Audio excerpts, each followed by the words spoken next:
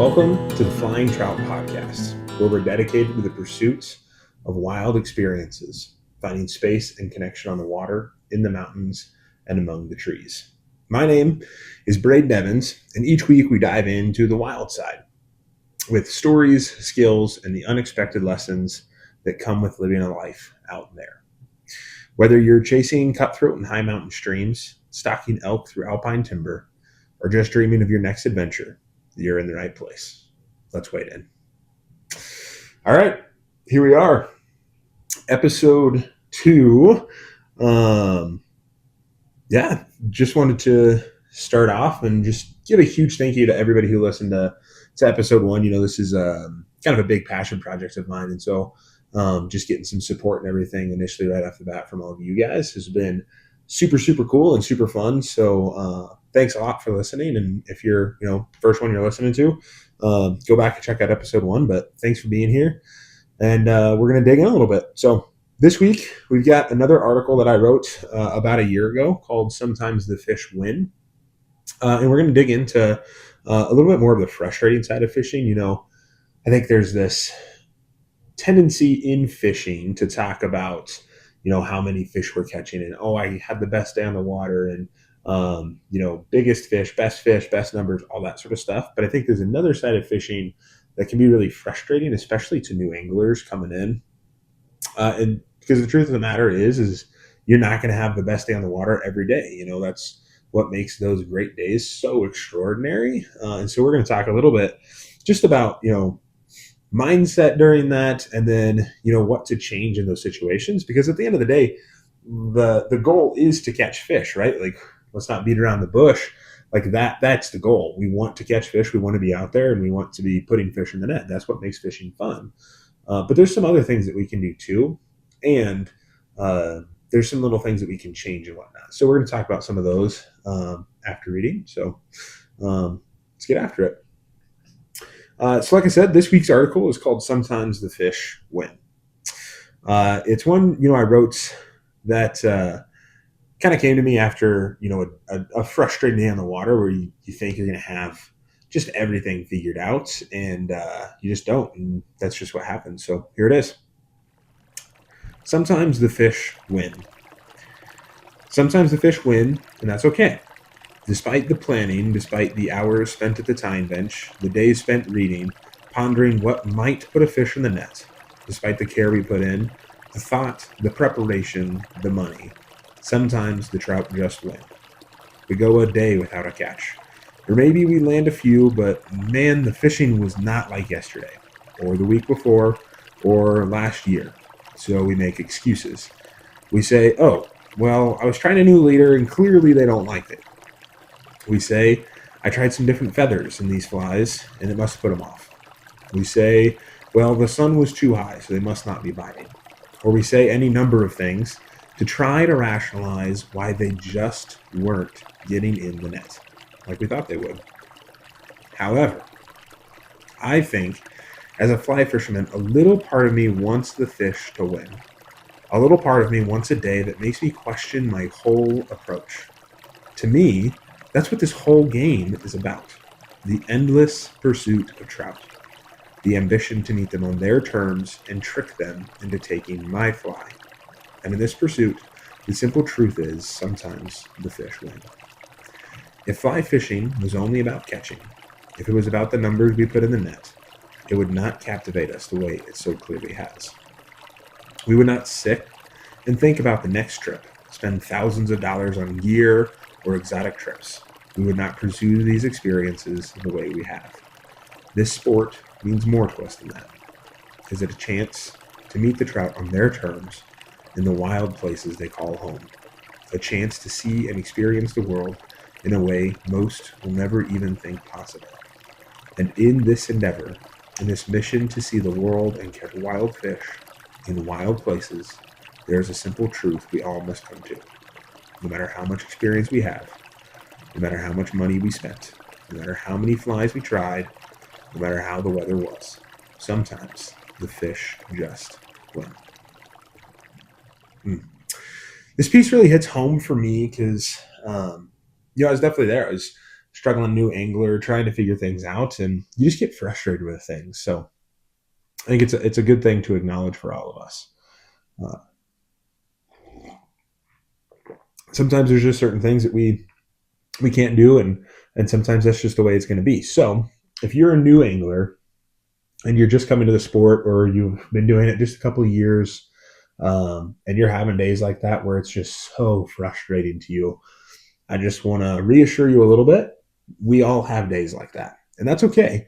You're going to have days like that, and you're going to get through it. It's going to be great. And there's a few things that I think you can focus on. So from a new angler, I think what you got to do, if you have to focus on your drift, that's kind of the core of this whole thing. A lot of people I'm seeing on the water, they're saying they're having, tough time getting fish in the net. And then I watch their drift go by, and you can watch their fly line get ahead of their fly or their indicator, and you can start to see that indicator or that dry fly just skirt across the water so much faster than the rest of the current. Is because it's just getting pulled by other influences and things like that, and it just does not look real to the fish at all. So if you're a new angler, the things you need to learn is you need to learn how to mend, or you need to try more of like a mono rig Euro nymphing approach. It's kind of where you're keeping all of the line off of the water. So you're either tight line to the indicator or tight line to the fly, and there's no line on the water whatsoever. I've recently gotten into fishing that way. There's actually an article up on the Flying Trout sites about the mono rig, and just kind of a good introductory to it. So I would check that out. Or there's other resources out there, like there's another podcast called Trout Bitten that is a really great resource if you're interested in any of that sort of thing. So definitely go check that out. And I think that'll be a great resource for you. The thing the guys are doing over there is just awesome. So check that out. Ask those guys questions or shoot us questions about the mono rig, and I'd love to talk to you about it more. But keeping that influence off of it, whether it's through mending or through a mono rig, that sort of approach, that's where you got to start. Because I think if you try to make too many changes and you're doing too much of this stuff that we're going to talk about here in just a minute, I think you just get into this space where you're changing too much and you're just not going to have success. And that's when it gets really frustrating. So if you're a new angler, or if you're an experienced angler and you're having a lot of hard times catching fish, focus on that first. Focus on your drift. Focus on, either mending correctly or try out a mono rig. And be sure you're getting those dead drifts as good as possible, where we want to have as little influence on that fly as possible. If you have anything, whether you're pulling it or you're twitching it or whatever, and you're nymphing or you're fishing with dries, it's just going to turn the fish off, and there's no other way to beat it. You can't change anything else and expect fish to get in the net. Sure, on some stock trout, and maybe once in a while you'll get lucky, things like that. You'll catch fish, but you won't catch fish consistently, and you won't get good feedback onto what you're catching. So first step, just focus on that drift and focus on getting that dead drift is going to be key for you.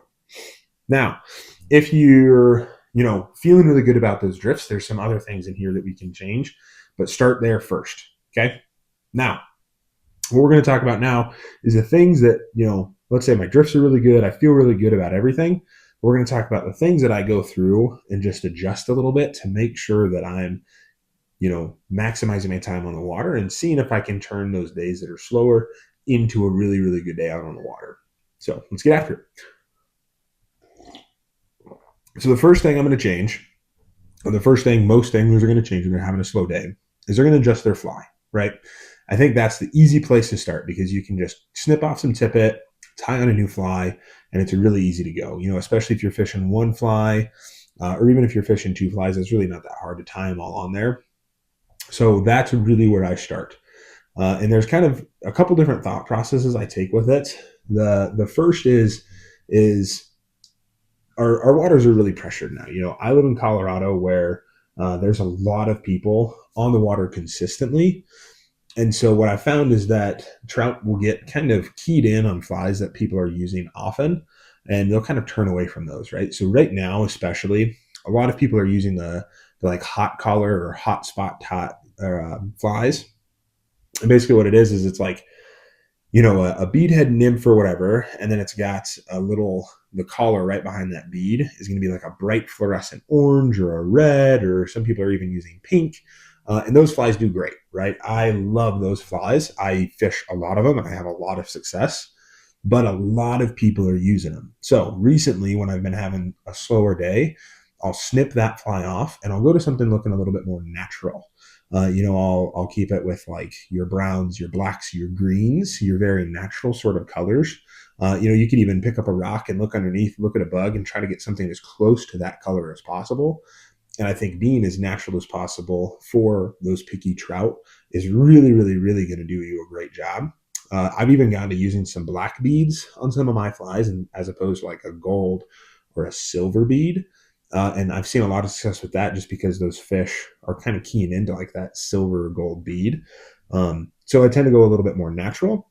The other way that I can think about it is I'll go as unnatural as possible. I'll go with the craziest thing in my box. I've seen people throwing these like bright pink things out there and all that sort of thing. I don't do as much of that, but I do have a couple of flies in the box that are just kind of way out there. The blowtorch is a great example. It's basically like kind of a beadhead nymph that has a bright orange tail and then a bright orange collar, and it looks kind of crazy and ridiculous.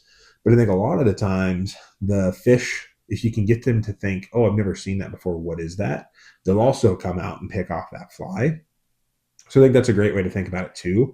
But I think you have to go in kind of the extreme of either direction. If you're having no luck on the water and you've been fishing for a little bit and you've covered good water, then I think that's kind of where you got to go. You got to go on either end of the spectrum. And what I'll do is I'll actually kind of do both of those simultaneously, right? So I'm on the water, I'm having a slow day, and I'm not having good luck. I'm normally fishing 2 or 3 nymphs, if we're just talking nymph fishing, or I'm fishing 2 dries. Streamer game, I don't really do multiples as much, but you could. But let's say, I'm nymph fishing, and I've got my 2 flies underneath, right? And I'm not having good luck. I'm going to snip both of those off. And then my first fly, I'm going to tie something bigger and kind of crazy patterns, right?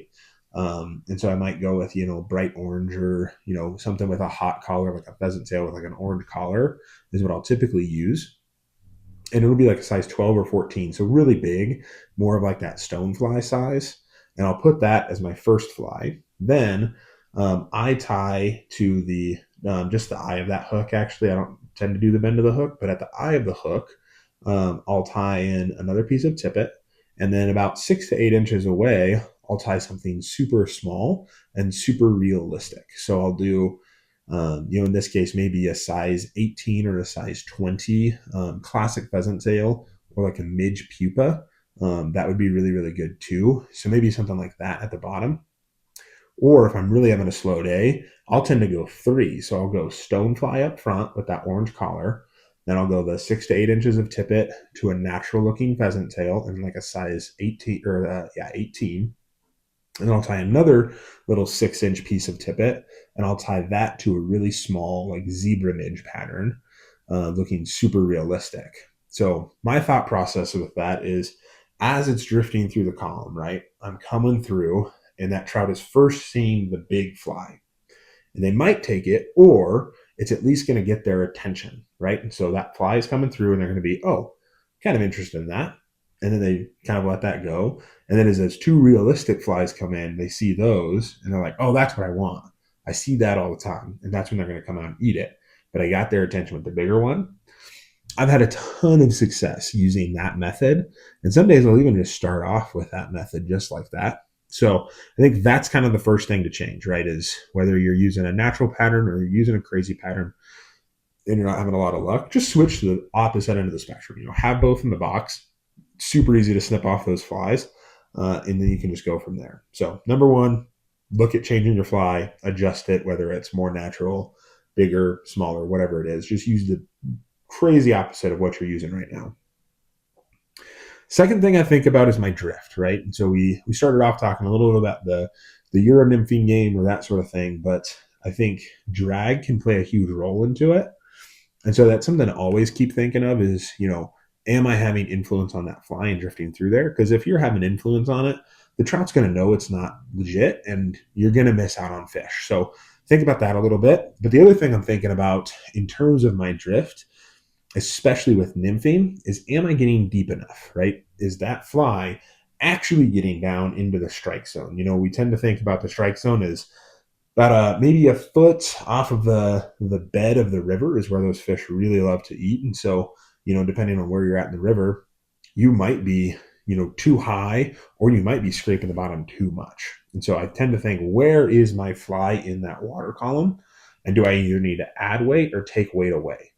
I'm not a huge drop shot guy. I do carry it with me and I've used it, and that's been good success. So if you're not seeing, you're not getting enough bites and you think you might just be, over the top a little bit, then I would definitely add maybe a bit of drop shot or just use a heavier beaded fly. I tend to have some of my flies tied with like 4 or 3.5 millimeter beads just for those situations where I can't get anything going. I'll tie on a really big beaded nymph, especially at that head fly, and get that to go down into the strike zone and get to those fish. And so I think that's something we don't think about enough is if you're not low enough and it's not drifting through that strike zone for long enough, you're not going to have any success because the fish just aren't going to see it. So add some weight or take some weight away if you think you're going underneath. And I think that could do a huge, huge benefit to you. But definitely just make sure you don't have any drag on that fly whatsoever.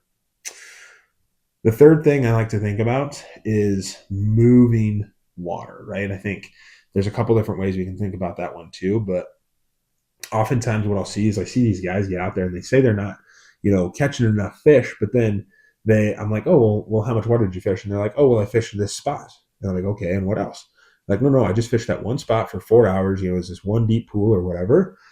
If you're not having luck in a spot and fish aren't biting and you've been there for a while, move. Like I don't understand why people will sit there and just stand at one spot of the water and cast and cast and cast and cast and not have any luck. I think that's really where you get yourself into a lot of trouble. And where you can have a lot of frustration.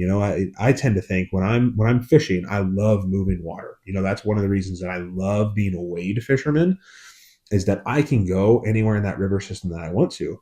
If this spot isn't doing well, then great, I'm going to move upstream. So I would say, it's different for everybody and it depends on the success you're having. But for me, I tend to think about moving either a half mile or a mile of water in about a 4 hour section, depending on the action. But I want to move as much of that water as possible because that'll help me find where those trout are sitting and what kind of water they're looking in. I tend to go for as many little bits and bobs as I can and just pick that river system apart, especially in the first hour that I'm fishing. Then once I know exactly where they're sitting, I'll just hammer that water type all day long, walking up the river, and I'll be able to pick out a lot of fish from there. So moving water, huge thing for you. The other way that we can think about moving water is just picking up and going to a different spot. There's been days where it's been super slow for me. And so I've just gotten up and I've been like, okay, cool. I'm not having very much luck in this section. I fished like a football length or 2 football lengths or whatever. And I'm fortunate enough to have different streams and a lot of access in my area. So if you're in the same boat, just head back to the truck, pack it up, drive a mile down the road, 2 miles, whatever it is, go to a different stream system.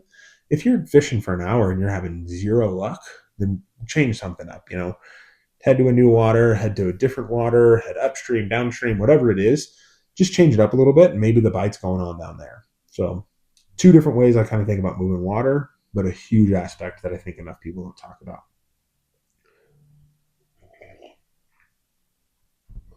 Fourth thing that I think is really important is just weather and conditions, right? I know a lot of guys who put a lot of faith and a lot of trust in this barometric pressure thing, and I don't really think about that too much, especially in my condition. Like full-time job, doing all different things, like life's pretty busy, gets in the way, whatever. If I have a chance to fish, I'm going to fish, right? I don't care about if it's rainy or drizzly, if it's lightning storm, then I probably would. My wife and I kind of have a running joke where I'll tell her, I'm going to go fishing. And she says, oh, did you check the weather? 90 times out of 100, the answer is no. I did not check the weather. Thunderstorms are something I probably shouldn't be fishing in, holding a big metal stick and waving it around. Probably not the space to be doing, too much of that. But if it's rainy, drizzly, whatever, I'm going to be there. So I don't really think too much about barometric pressure. What I do think about in terms of weather is cloud cover, because I think having a little bit of overcast can really help your fish bite a little bit.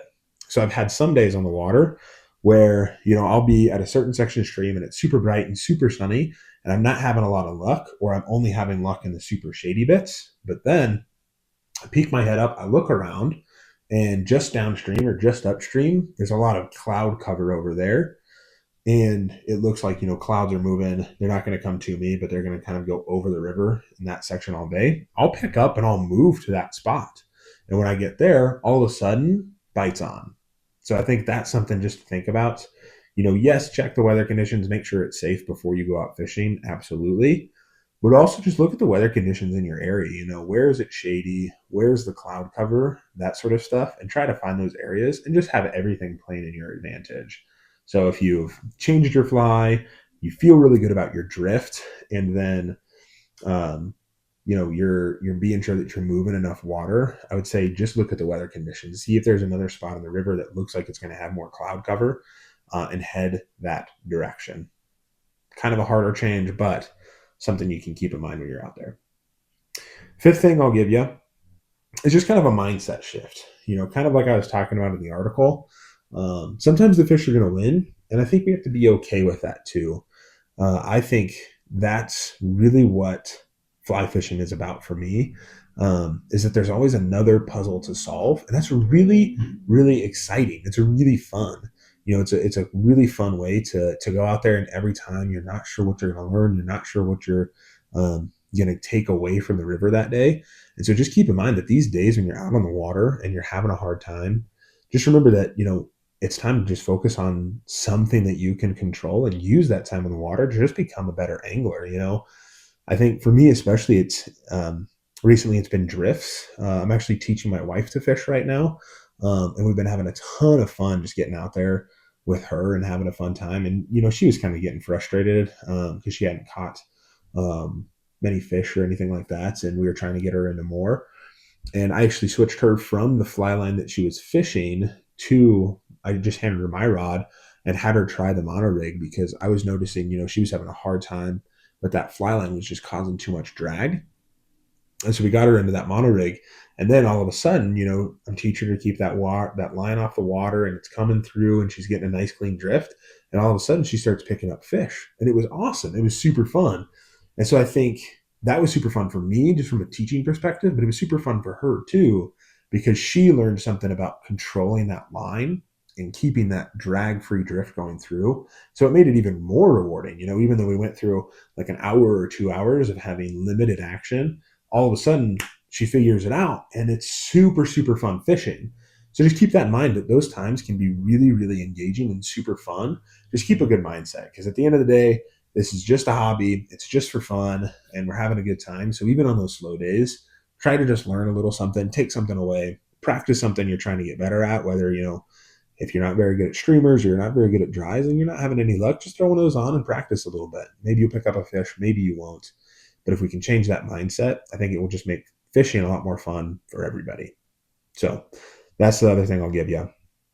Last thing, kind of a bonus one for you, is, and this is whenever you're fishing, is I'm a huge notes person. I picked up these little notebooks from, I think it was like Amazon or whatever. They're called field notes.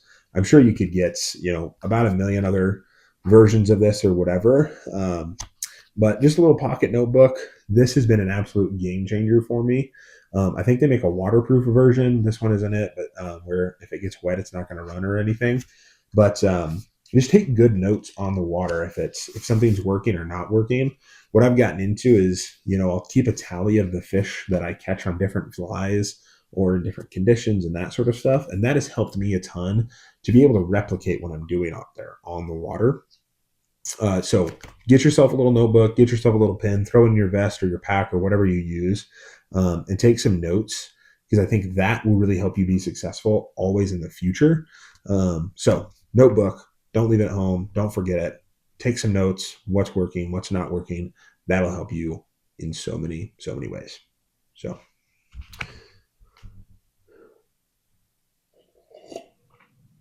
All right.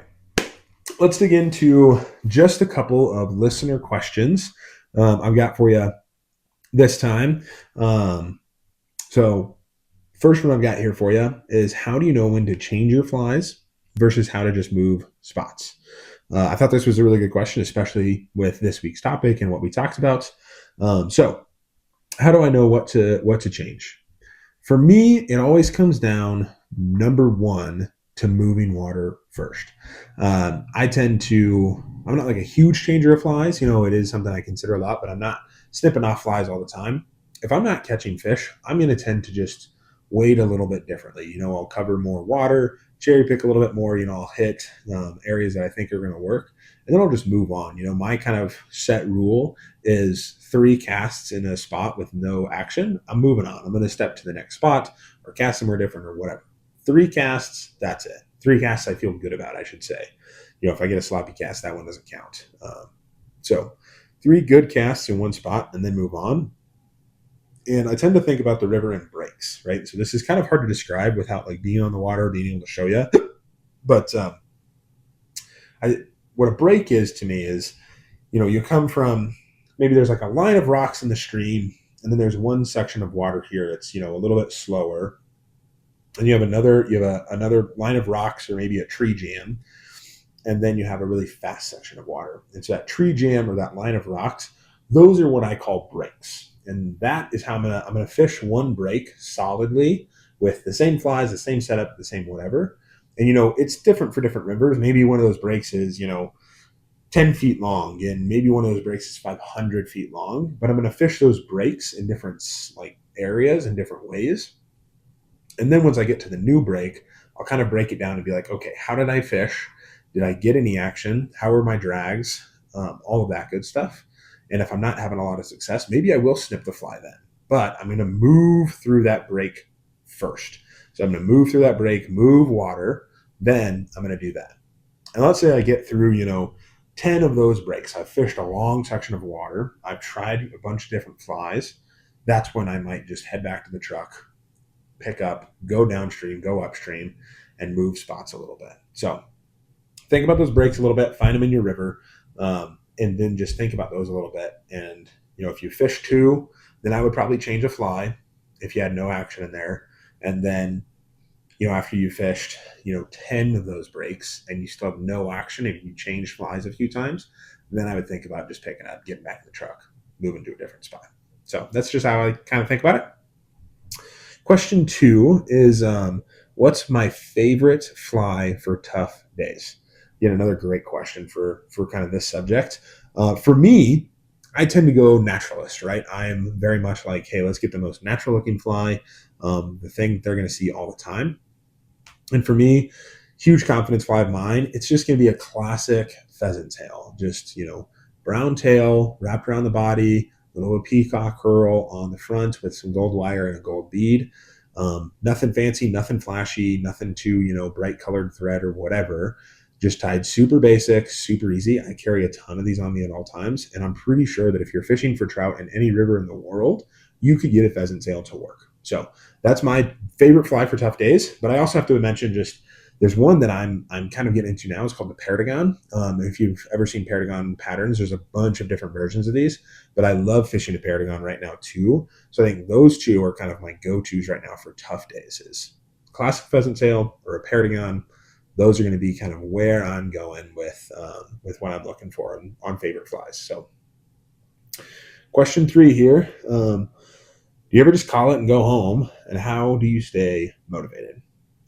Short answer is yes. I have absolutely packed it in and gone home. I think if you're out there and you're on the water and you're getting frustrated, man, it's just time to pack it up and go home. At the end of the day, this is a hobby that's for fun. And so if it's bringing you, craziness in your life and you're not enjoying it, just pick up and go home, come fish another day.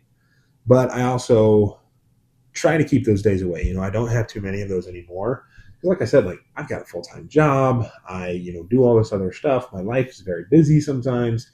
Sometimes my days on the water, like I cherish those so much.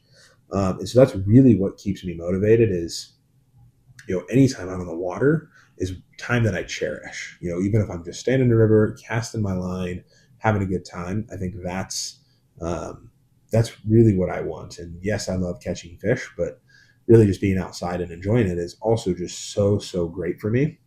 So staying motivated, I mean, I love learning about what the trout are thinking and where they're at and what they're biting on. And so that keeps me really motivated as well. Is if I'm having a slow day and I'm not being able to get anything to work, and then all of a sudden, bam, I figure it out.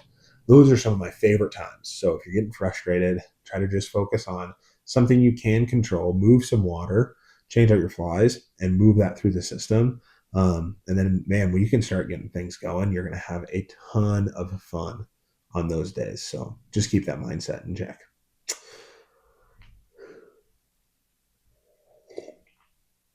All right. That's it.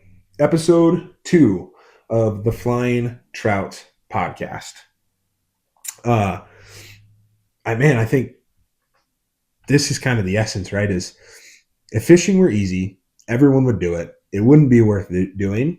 And the slow days are what really remind us of that and what keep us coming back. So don't get too frustrated on yourself. Don't get too hard on yourself. Just focus on what you can control. Enjoy your time on the water. Just enjoy getting after it. And eventually you'll start to see those things click. Then you're going to have an awesome time out there. So next week, we're going to dive a little bit more into that subject of just moving water and kind of tackling, the big questions in there, cherry picking versus full coverage, or how much water do we really fish in a day, or when do you just call it quits? I think that's really something a lot of people struggle with. So if you've ever wondered whether you're fishing your rivers thoroughly enough, or whether you caught yourself thinking, man, maybe it's just better up the road or around that next bend, next week's episode is for you. So we'll see you right back here next week. Just wanted to give a huge thank you again to everyone who is listening to the Flying Trout Podcast. This is a huge passion project of mine, and I really appreciate you guys just showing your love and support. And so if you do want to show any support for this show, please like it, share it, leave a comment, whatever it looks like to you. Send us a question or a story or whatever, and we'd love to put it on our social media or feature it in a podcast. But thank you so much for your support. Thank you for listening. And I guess that's all we got for you. So, if you've got a story, or you've got, whether it's a story of, man, you did really well in the water, or you just got skunked, love to have it on here. So send us a message or a DM or a comment, and we'll see you next week. So until then, get out there, find some wild space, and we'll see you out there.